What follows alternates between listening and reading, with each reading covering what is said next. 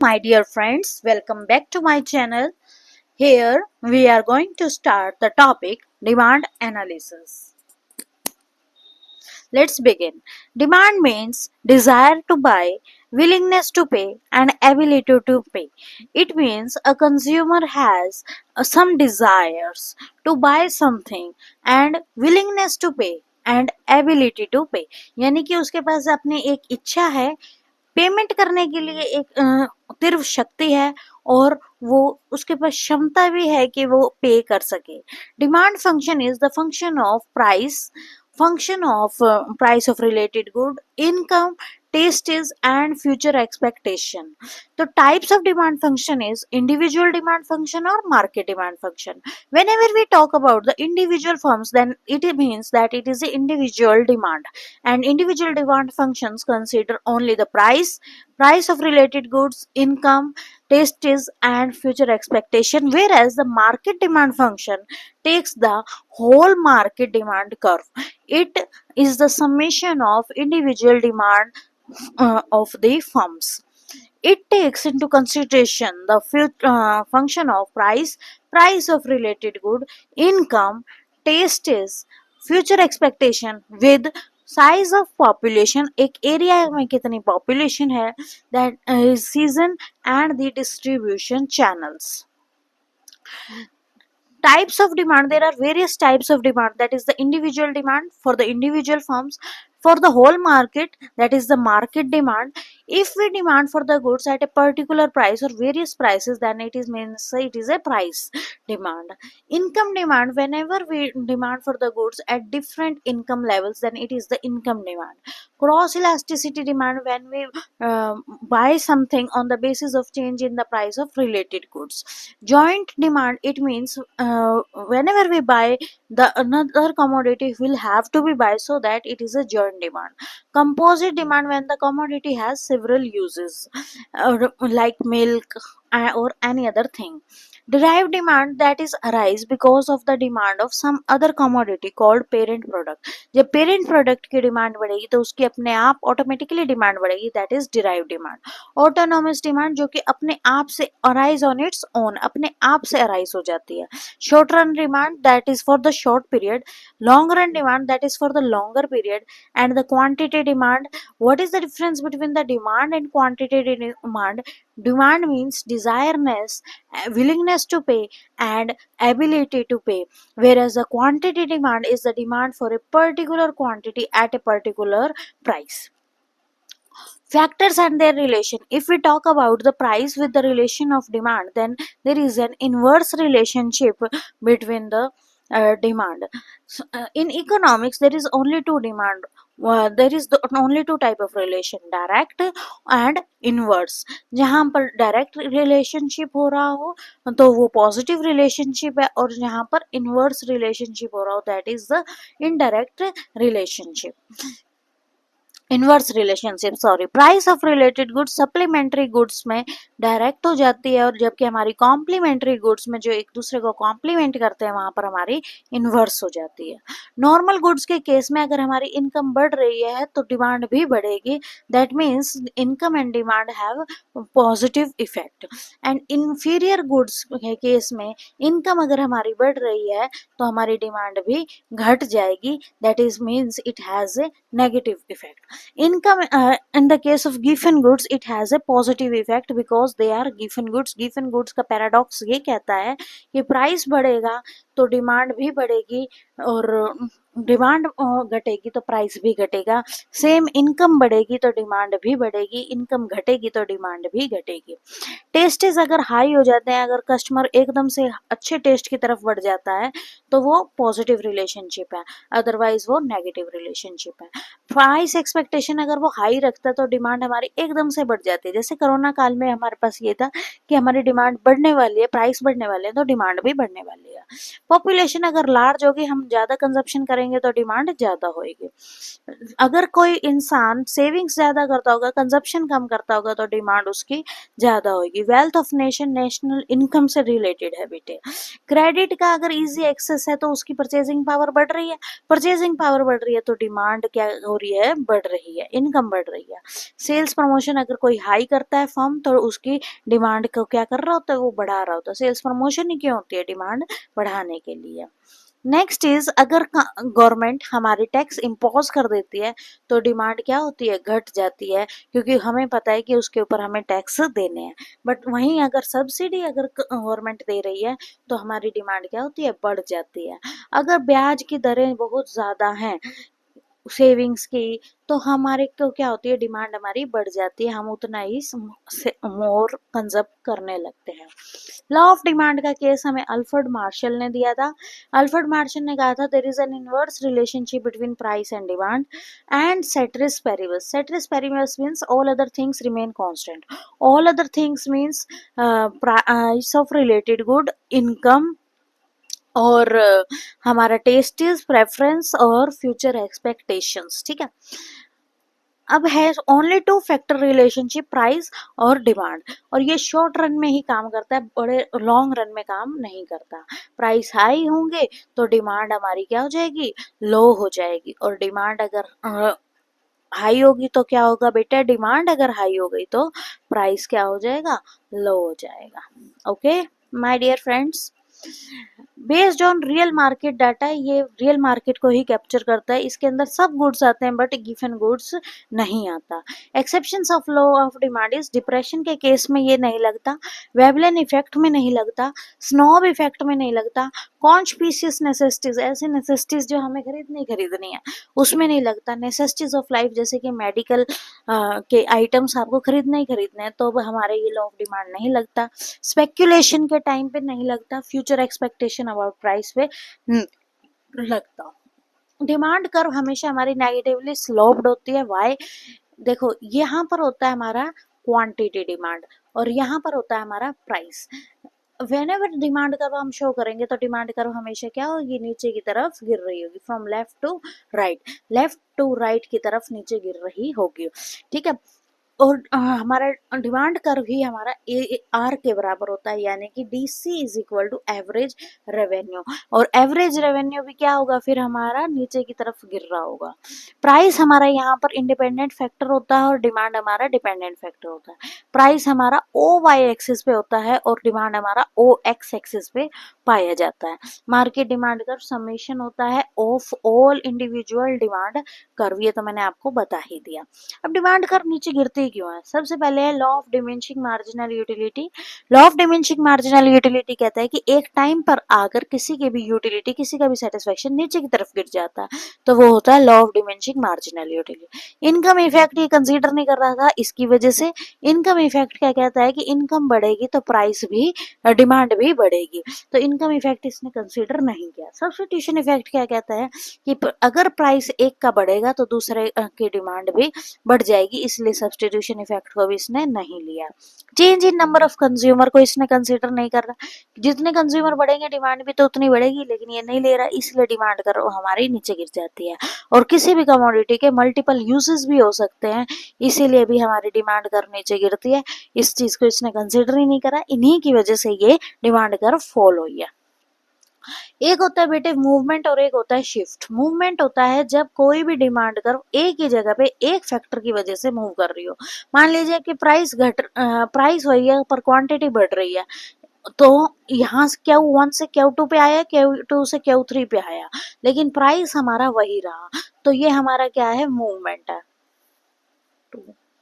ये 3, लेकिन चेंज क्या होता है जब all factors are changing, price भी और डिमांड भी, प्राइस भी उतना बढ़ रहा है और उतने ही से ही अगर हमारा प्राइस बढ़ा तो क्वांटिटी भी उतनी बढ़ रही है, that is known as shift.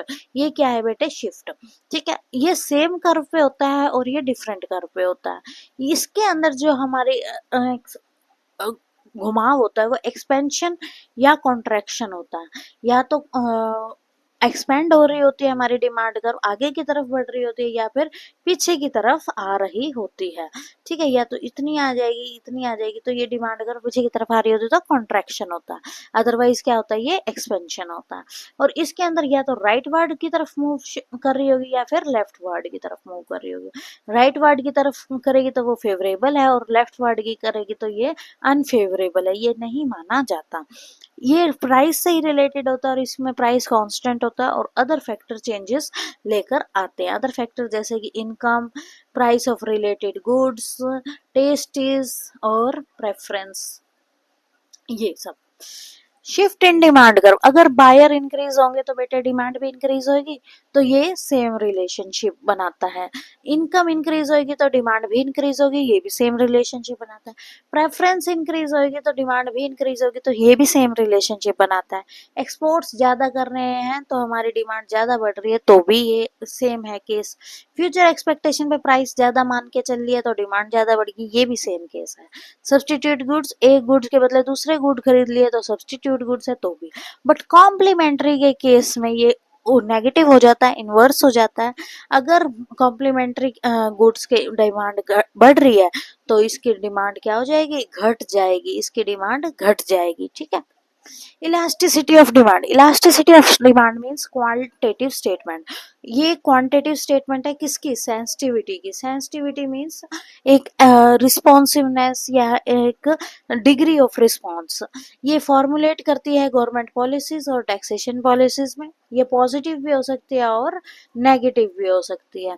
ये रेशो की फॉर्म में ही इंडिकेट होती है। रेशो मतलब समझते हो ना, जब एक भाग दूसरे भाग के डिवाइड में रखा गया हो, ये रेशो की फॉर्म में होती है।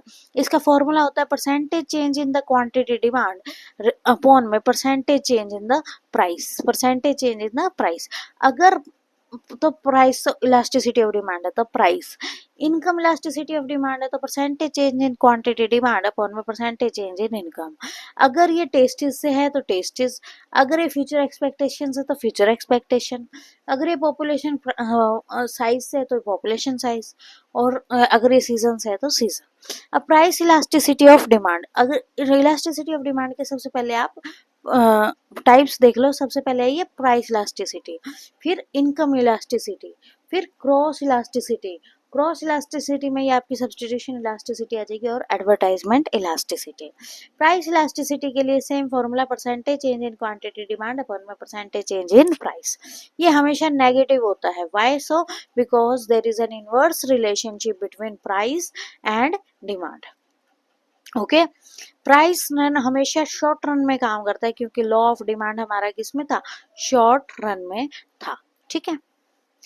Elasticity of demand in elastic से लेके इलास्टिक तक हो सकती है। In elastic means the price कितना भी चेंज हो रहा है पर हमारे क्वांटिटी हम उतनी ही खरीद रहे हैं। ठीक है। तो ये नेसेसरी गुड्स में होता है। नेसेसरी गुड्स से ही लग्जरीज की तरफ जाया जाता है, और लग्जरीज में जैसे ही हम पहुंच जाते हैं तब हमारी डिमांड कैसे हो जाती है, ई फॉर्म में हो जाती है। प्राइस उतने का उतना है लेकिन हम क्वांटिटी बढ़ा रहे हैं, तो क्वांटिटी बढ़ा रहे हैं तब ये हमारी ई फॉर्म में हो जाएगी, that is the elastic curve. और यही हमारी less than one, unitary one और ग्रेटर देन वन में भी हो सकता है। इसके अंदर जो हमारा स्लोप होता है वो वर्टिकल होता है, और इसके अंदर हमारा स्लोप हॉरिजॉन्टल पाया जाता है। ये क्लोजर टू एक्स एक्सिस होता है, मींस आपके साथ एक्स एक्सिस के बिल्कुल पास में लगता हुआ होगा, और ये हाइपरबोला की फॉर्म में होता है। हाइपरबोला मीन्स ये गोल रेशो में जा रहा होता है, और ग्रेजुअली स्लोप ये बहुत दूर होता है, काफी दूर पाया जाता है, ये हाई रिस्पॉन्सिव होता है। अब नॉर्मल गुड्स के केस में हमारा ED is greater than 0 but lesser than 1 होता है। इंफीरियर गुड्स में लेसर देन 0, और लग्जरीज के केस में ग्रेटर देन 1, और नेसेसिटीज के केस में 0 से 1 के बीच में मूव करता है। नेचर ऑफ कमोडिटी, जिसको हमें मार्शल ने ही दिया था। अगर तो कमोडिटी बेसिक टाइप की है तो हमारी डिमांड है इन इलास्टिक। अगर वो कंफर्ट लेवल की है तो हमारी डिमांड क्या है, इलास्टिक है। सब्स्टिट्यूट गुड्स हमारे इलास्टिक होते हैं। इनकम अगर हमारी हाई हो जाती है तो इलास्टिक है हमारी डिमांड। अगर गुड्स हमारे स्टोरेबल हैं तो डिमांड हमारी इलास्टिक है, अदरवाइज इन इलास्टिक है। गुड्स के यूजेस ज़्यादा हैं तो हमारी डिमांड क्या है, इलास्टिक है। प्राइसेस हाई हैं तो अब देखो बेटा डिमांड क्या है हमारी इनइलास्टिक है, और लो है तो क्या है डिमांड इलास्टिक है। इस केस में बदला जाएगा। अनअवॉइडेबल के केस में, अनअवॉइडेबल गुड्स यानी कि नेसेसिटीज गुड्स के केस में इनइलास्टिक रहती है डिमांड, ठीक है। हैबिचुअल गुड्स में जैसे सिगरेट है तब हमारी डिमांड इनइलास्टिक रहती है। टाइट डिमांड्स जो कि जॉइंट डिमांड है, हमने खरीदना ही खरीदना है, तो वो इनइलास्टिक रहती है। ऑटोनोमस डिमांड जो डिमांड अपने आप से बनी है तब डिमांड क्या होती है हमारी इलास्टिक है। और टाइम पीरियड अगर लॉन्गर है तो इलास्टिक है, और शॉर्टर है तो हमारी इनइलास्टिक है। अब इसके कई मेथड होते हैं, जैसे proportionate method, point method, arc method और total outlay method.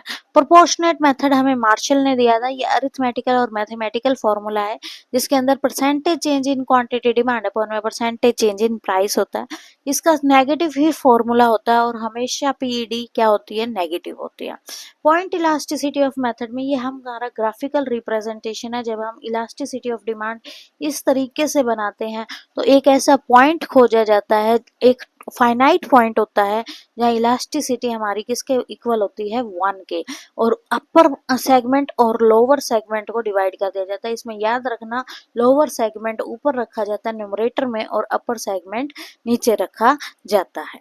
Next is arc method. इसमें 2 फाइनाइट पॉइंट्स होते हैं आपके, और प्राइसेस इसमें बहुत हाई हो जाते हैं जिसकी वजह से 2 पॉइंट्स के ऊपर हमारी डिमांड कर्व मूव कर रही होती है, इलास्टिसिटी मूव कर रही होती है। इसका फॉर्मूला है Q2 minus Q1 divide by Q2 minus में Q1। पहले आपने ये करना है अपॉन में एवरेज क्वांटिटी, और Q1 है बेटे ये 1, और average quantity and P2 minus में P1 divide by P2 minus में P1 माइनस में एवरेज प्राइस। एवरेज प्राइस और एवरेज क्वांटिटी निकालने का क्या फॉर्मूला है, क्वांटिटी Q2 प्लस में Q1 डिवाइडेड बाय 2 और P2 plus P1 divided by 2। ये आर्क फॉर्म बनाता है, प्राइसेस इसमें बहुत हाई होते हैं। अगला है total outlay method. Total outlay method समझने के लिए आपको पता होना चाहिए आउटले मीन्स एक्सपेंडिचर, और एक्सपेंडिचर ही हमारा किससे रिलेटेड है, टोटल रेवेन्यू से। तो total expenditure is equal to total revenue. ये भी हमें कंसेप्ट मार्शल ने दिया था, बस एक ही कंसेप्ट बाउमल का आर्क वाला दिया था बाउमल ने, अदरवाइज सारे हमें मार्शल ने दिए थे। इसके अंदर जैसे ही elasticity of demand greater than 1 हो जाएगी, यानी कि यहाँ पर हमारी डिमांड इलास्टिसिटी ग्रेटर देन 1 है, तो यहाँ पर हमारा टोटल एक्सपेंडिचर क्या हो रहा होगा, इंक्रीज हो रहा होगा, और टोटल रेवेन्यू भी क्या हो रहा होगा, इंक्रीज हो रहा होगा। और लेसर देन 1 के केस में टोटल एक्सपेंडिचर डिक्रीज हो रहा होगा, टोटल रेवेन्यू भी डिक्रीज हो रहा होगा। और इक्वल के केस में जो कि यहाँ पर है, total expenditure is equal to TR। Income elasticity of demand जो कि हमें वॉटसन ने दी थी, ये बहुत याद करने की बात है कि इनकम इलास्टिसिटी वॉटसन ने दी थी। इसका मतलब है percentage change in quantity demand upon में परसेंटेज चेंज इन प्राइस। ये पॉजिटिव भी हो सकती है, नेगेटिव भी हो सकती है, जीरो भी हो सकती है। नॉर्मल गुड्स के केस में पॉजिटिव है, मतलब इनकम बढ़ेगी तो हमारी डिमांड भी बढ़ेगी, ठीक है। प्रोपोर्शनेट चेंज होता है, इसमें इक्वल चेंजेस आते हैं, और ओ एक्स एक्सिस से ये स्टार्ट होती है, यहाँ से स्टार्ट होके ऊपर की तरफ राइज करेगी। इंफीरियर गुड्स के केस में इनवर्स रिलेशनशिप पाया जाता है, इसलिए डिमांड कर्व जो होती है हमारी वो इलास्टिसिटी नीचे की तरफ गिर जाती है, डाउनवर्ड स्लोप होती है। और इन एक्सपेंसिव नेसेसिटीज के केस में हमारी इनकम चाहे जितनी भी हो तो भी मैंने खरीदना है, तो ये वर्टिकल स्लोप बनती है, ठीक है, आई की फॉर्म में। क्रॉस इलास्टिसिटी ऑफ डिमांड 2 प्रकार की होती है, जिसके अंदर प्राइस ऑफ सब्स्टिट्यूट होते हैं और प्राइस ऑफ कॉम्प्लीमेंट्री होते हैं। कॉम्प्लीमेंट्री के केस में क्या था बेटे, इन इलास्टिसिटी ऑफ डिमांड कैसी रहेगी, नेगेटिव रहेगी। क्यों, क्योंकि डिमांड हमारी घट रही है। Percentage change in the quantity demanded of X and percentage change in the quantity demanded of Y. 2 goods होते हैं इसमें, एक्स और वाई, ठीक है। ये पॉजिटिव भी हो सकती है, नेगेटिव भी हो सकती है, जीरो भी हो सकती है। पॉजिटिव सब्स्टिट्यूट गुड्स के केस में जहाँ जॉइंटली डिमांडेड नहीं है, कॉम्प्लीमेंट्री इसके नेगेटिव केस में, और जब रिलेटेड गुड्स ही नहीं है जॉइंट डिमांड भी नहीं होगी। एडवर्टाइजमेंट इलास्टिसिटी ऑफ डिमांड ये बेस होती है एडवर्टाइज्ड गुड्स पे, जितना प्राइस एडवर्टाइजमेंट पे फूका जाता है। Percentage change in the quantity demand upon में percentage change in the advertisement expenses, जितना एक फर्म एडवर्टाइजमेंट एक्सपेंस कर रही है उतनी ही डिमांड भी उसको बढ़ानी चाहिए। ये ऑलवेज पॉजिटिव होती है, जीरो से इन्फिनिटी की तरफ मूव करती है।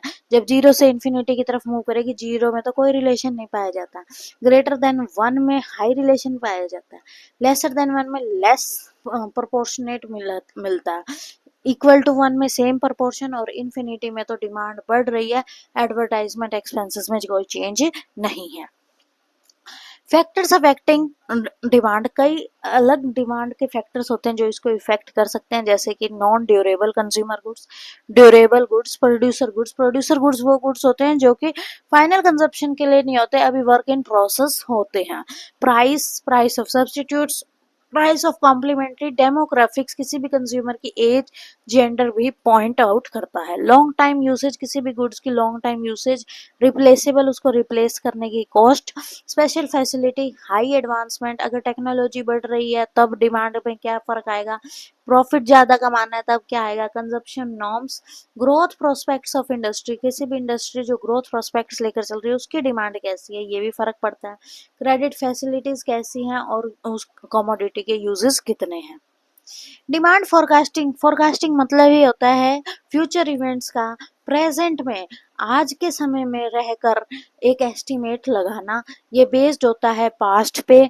इसके दो प्रकार के होते हैं, ये बेस्ड ऑन इकोनॉमी और बेस्ड ऑन टाइम। जब इकोनॉमी होगा तो माइक्रो लेवल होगा, मैक्रो लेवल जैसे कि इंडस्ट्री लेवल और फर्म लेवल, और बेस्ड ऑन टाइम होगा तो ये शॉर्ट टर्म के लिए फोरकास्टिंग भी की जाती है, एस्टिमेट किया जाता है, और लॉन्ग टर्म के लिए भी किया जाता है। इसके कई मेथड होते हैं। सबसे पहले तो बायर के इंटेंशन देख लेते हैं, ये शॉर्ट टर्म होते हैं। हम शॉर्ट टर्म में अगर बायर के इंटेंशन क्विकली पाना चाहते हैं तो हम क्विकली इन्यूमरेट कर लेते हैं, डाटा निकाल के उसको डाटा को कलेक्ट कर लेते हैं, सैंपल निकाल लेते हैं, और एंड यूज मेथड यानी कि उसी सैंपल पे हम डाटा लगा लेते हैं और डाटा टेक्निक एनालिसिस टेक्निक कर लेते हैं।